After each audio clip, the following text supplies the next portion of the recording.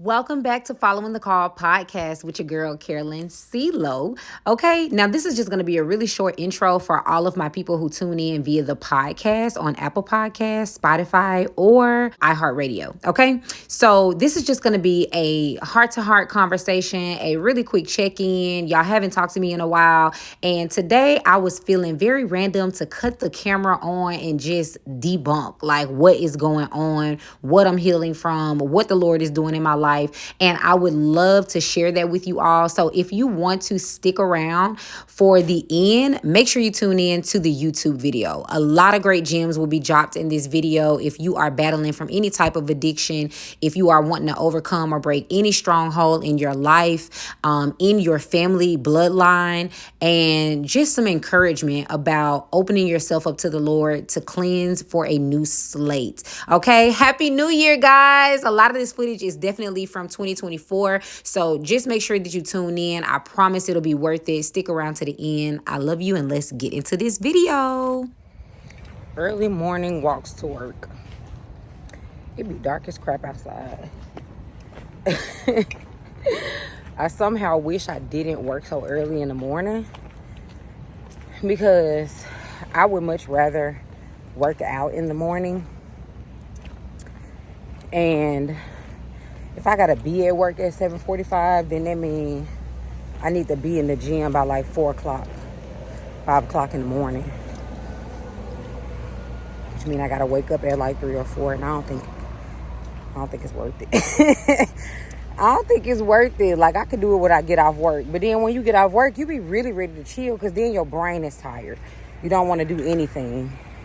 That's why I feel like working out in the morning is such a better atmosphere for productivity throughout the day, because once you burn out on your energy for the day, you don't really want to do nothing else. You know what I'm saying?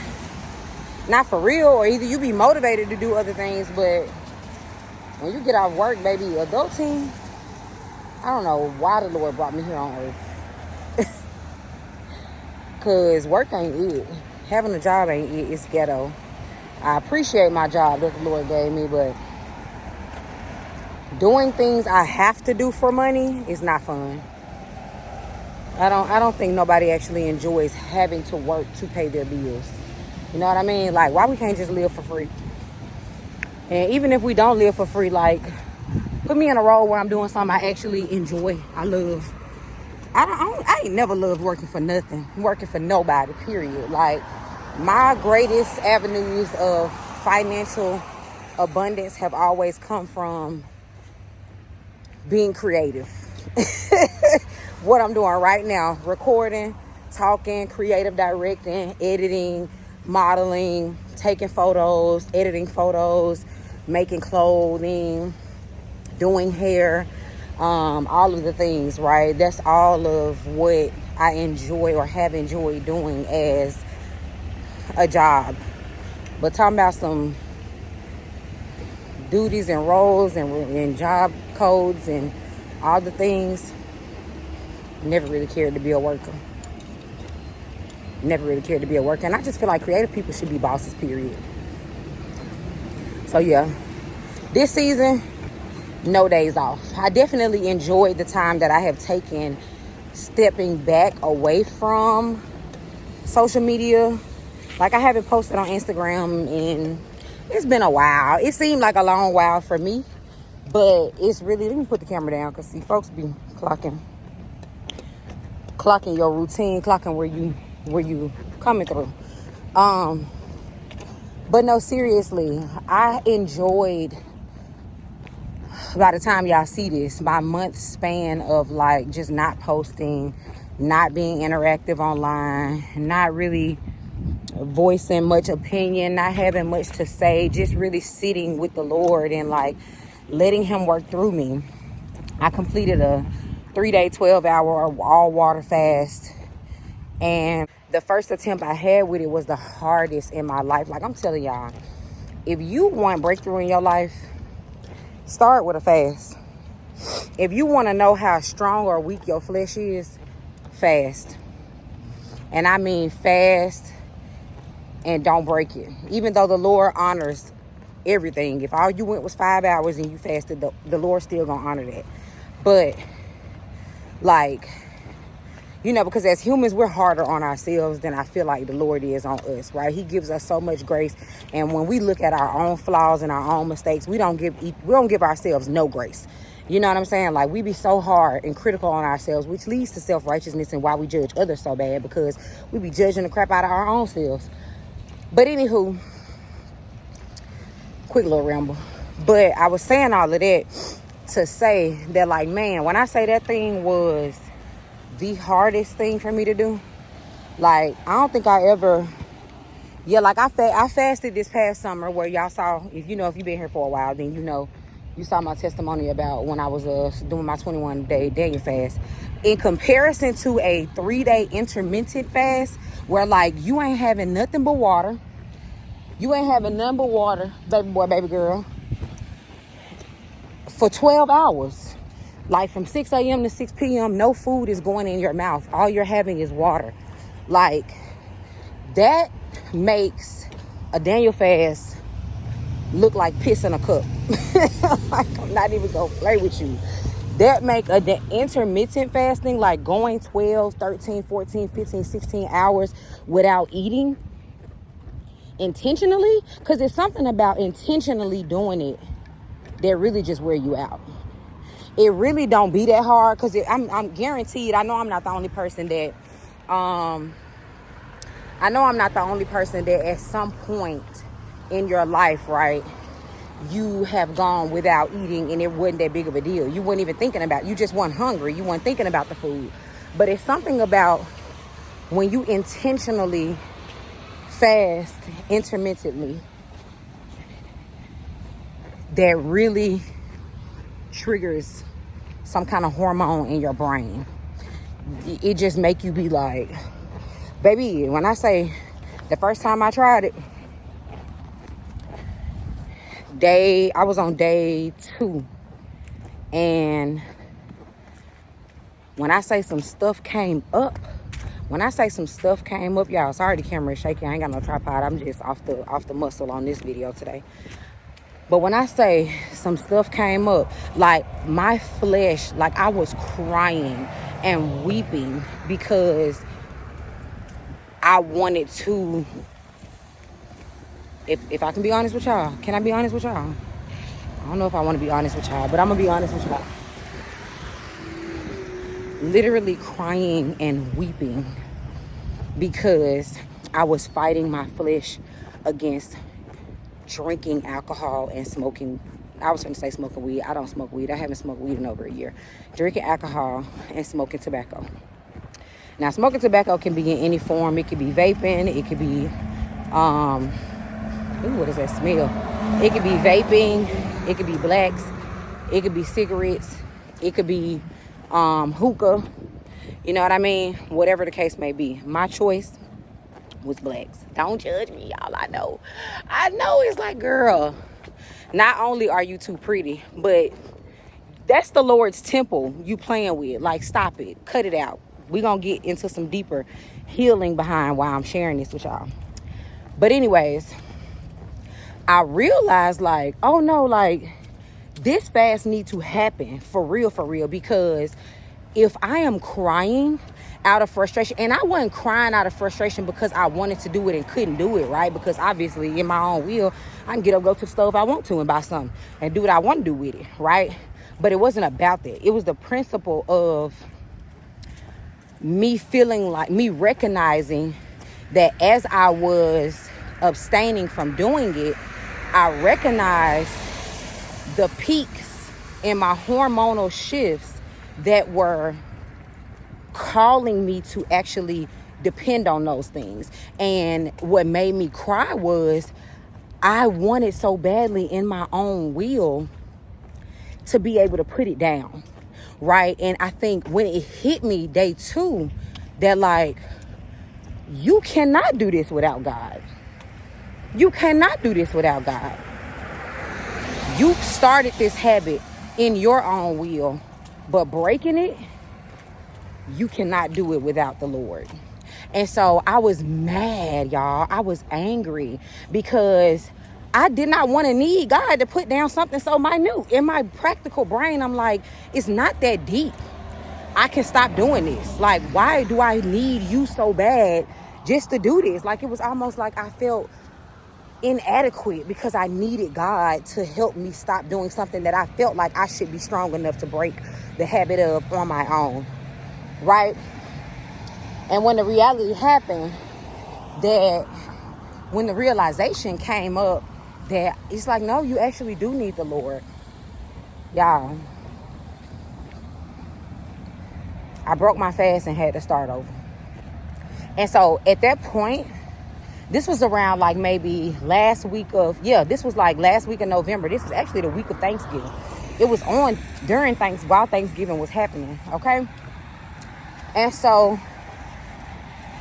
when December hit, me and the Lord had a conversation. I had a conversation with the Lord, and he gave me the strength and the courage to like do it again. Do it again. Try it again. Get up, daughter. Try it again. You know how imagine you being in a fight, you in the ring, you boxing.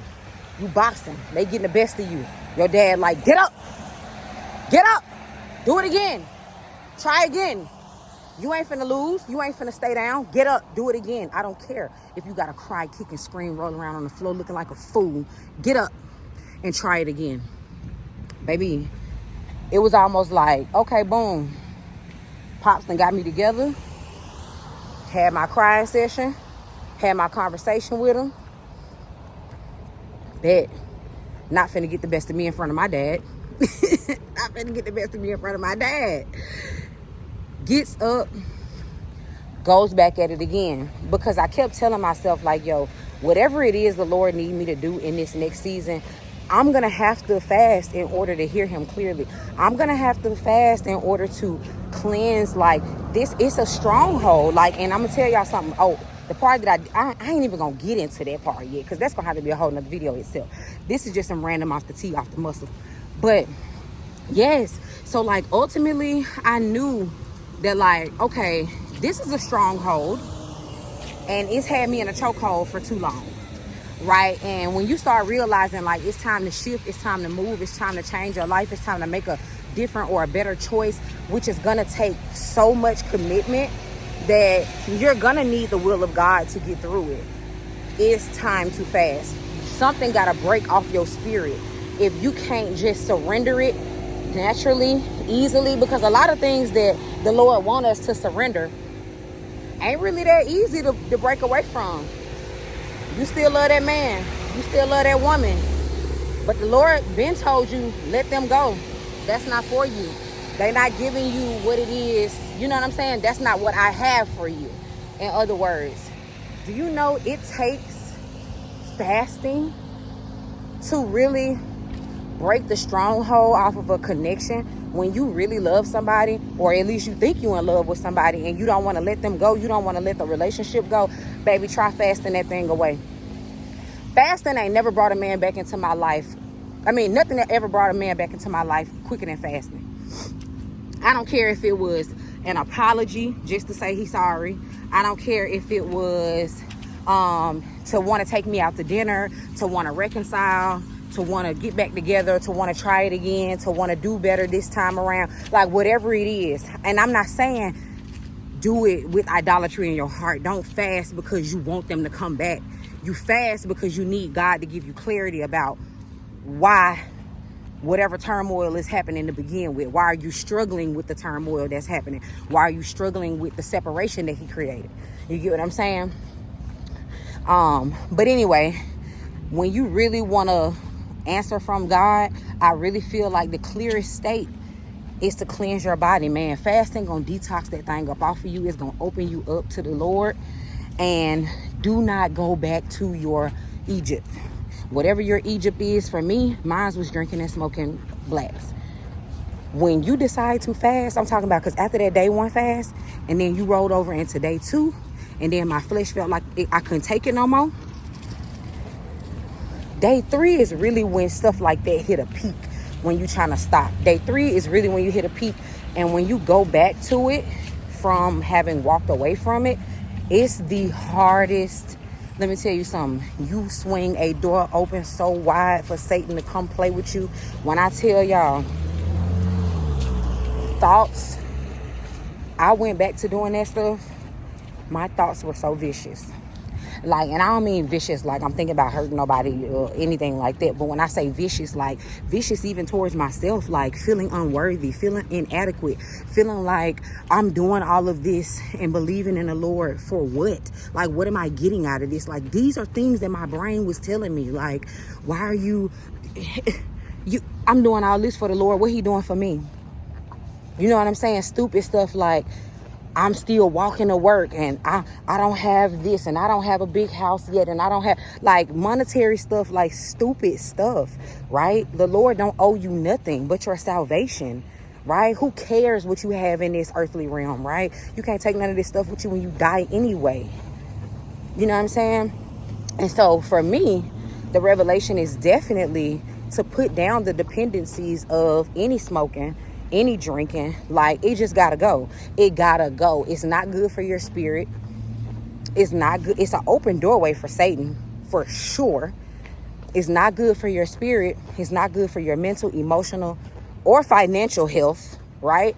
And then I think about the pattern in which my experiences have been showing up in life.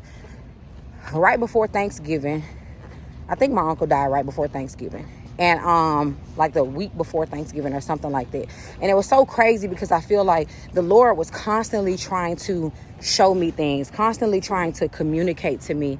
And I had a dream. And in the dream, it was like, I remember being so flustered. I can't remember all of the details up until now. I shared it with my mom.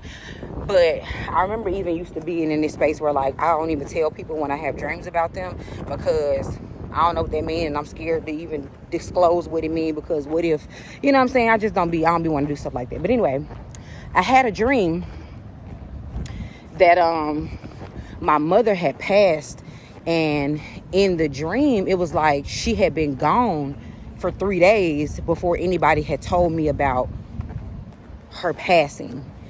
And I was so angry in that dream. I was so pissed off. Like, why didn't y'all tell me? What do you mean? What do you mean she's not gone? Like, I was just freaking out, right? Freaking out as you would. Like, the dream felt real. Like, that stuff was in real life. And so, as I'm freaking out in the dream, I'm just like also in disbelief because I'm like, if I don't see a dead body, she's not gone.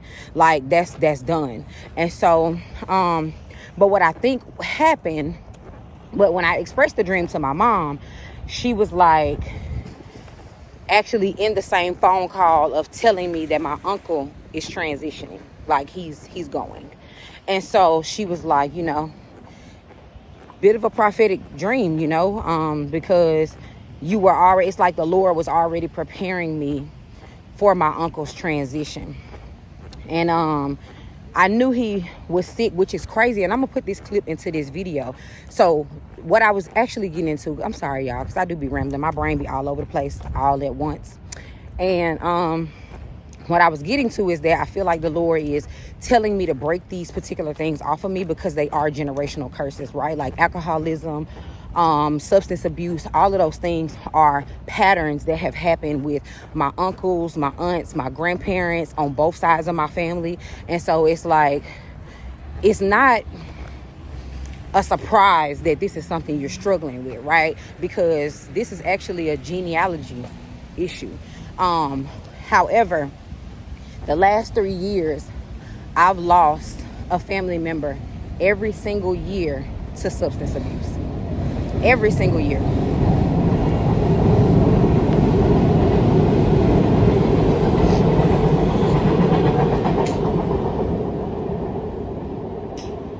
That's so funny. I just realized that. I get to that same spot every day and I have to spit.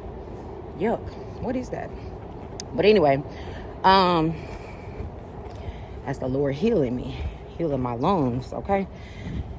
But anyway, so for the last 3 years, I've lost a family member due to substance abuse, right?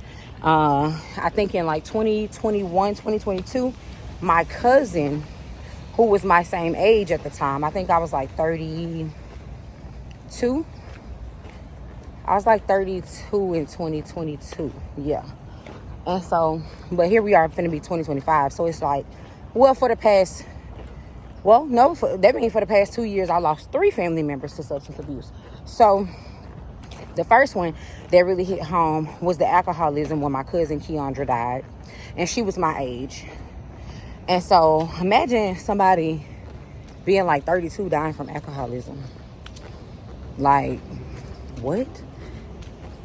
Because instead of discussing the issues, the drama, the depression, the hurt, the pain, the agony, you drink your problems away because you don't want to burden other people with talking about what is burdening you.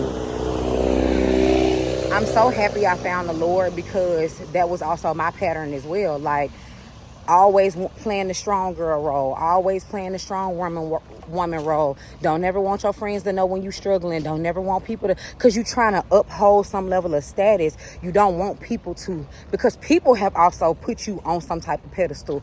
You don't want people to look at you like you done fell off, or you ain't got it together, or you ain't got it all figured out, or you don't know how to handle your life, or all of the things. And so you drink to cope with what is going wrong in your life instead of really just seeking help for real. You know what I'm saying? And so that happened with her. And then the year after, not the year after, but last year, I went to Chicago and buried an uncle. We buried my mom's, he was actually the youngest of all of my aunts and uncles on my mom's side. So my mom's younger brother passed last year. And I'm going to insert a clip into this video. When we were at his funeral, they did a dove release. And I remember the doves like as I was recording it, and you'll see it in the video. I was recording it, and the way the doves flew over my 2 uncles' heads, who were also at the funeral, something in my brain, as soon as I watched that video back, after I got done editing the video and making it whatever, and I put it to the music. You know how the music just be vibing you to a reel and all the things. And I remember last year when I made that video, the way those doves flew over my uncle's heads, I knew one of them was going to be next. I don't know how I knew, but I knew one of them would be next. And I even remember hugging my Uncle James at that time and being like, dang, he feel little. But I didn't ask no questions, because the last thing you want to think about or talk about is like somebody dying, right? You don't want to, and you definitely don't want to be like speaking that over people's lives. So it's like, that's why I've always been very, when I have dreams about things, or I may visualize something, or God may show me something, and then the thought is sprung onto me that I feel like the Holy Spirit is preparing me for what is to come in reference to what I've seen or what I saw or something like that. I don't like to share it, because who want to hear you think somebody mama or daddy about to pass because you saw a dove fly over their head? Like, girl, from somebody else's perspective, that dove could have flew over your head too. You know what I'm saying? So it's like, you don't want to share stuff like that. But anyway, needless to say, you see it in the video just like I saw it from my visual eye perspective. And my uncle ended up passing this year. So, now he died from cancer. So, but I mean, they all did suffer from substance abuse, right? Like, I'm not even gonna cap you down. Like, it is what it is. That's what it is. That's what it was. And that's how it been. I'm trying to run across the street. Finally at work. But anyways, yeah, so I just feel like the Lord been really pressing me out for the last 2-3 years on like substance abuse. Put it down. I don't care if it's wine, I don't care if it's beer, I don't care if it's alcohol, because I went a very long time, like I haven't drank really like hard alcohol in probably about a year or 2, for real, since really back when my cousin died, when Keandra passed, is when I shift from drinking hard alcohol to drinking just like nothing but wine. But see, the problem is, when I drink, I be doing it like on an empty stomach sometimes, because I don't eat a whole lot of food throughout the day, which is not good. And then on top of that, I found myself, like, I have a, I don't know if you can call it like an addictive personality, but it's like, when I'm gonna do something, I'm gonna do it. I'm gonna do it big. I ain't gonna do it small. I ain't gonna do it just a little bit. Like, if we drinking, what we drink to go there. Like, what we doing? You know what I'm saying? And so, and I've always been that kind of person. Like, nah, we gonna turn up. We finna turn up. Ain't no going in here with no two-step bop, trying to look cute in the party, baby. We finna be the life of the party. We finna be the life of the party. We finna go in here and turn this party up. You know what I'm saying? Like, that's just always been my personality. Yes, I have calmed it down a lot. I knew this rain was going to do this to my ponytail. I should have never left it out. But anyway, it ain't even raining. It's just the humidity. But oh well, don't care. So, yeah. So that's my little one too. I don't know how I'm going to enter this into some content. But I'm out of breath now. Walking up them steps. Running across that street to walking up them steps. But yeah, y'all basically done walked me to work this morning. So, I love you. Bye. I'll talk to y'all in a little minute. But, yeah, so I just want to say before I go, though. Seriously. Before I go, seriously. If you want clarity from the Lord, please make time to fast. It's going to be one of the hardest things you're ever going to do in your life. If you want to heal your body internally from any type of disease from the inside out, fast. I'm telling you, fast. Get you some water and fast. Put that plate down, turn that plate down, and turn your prayers up.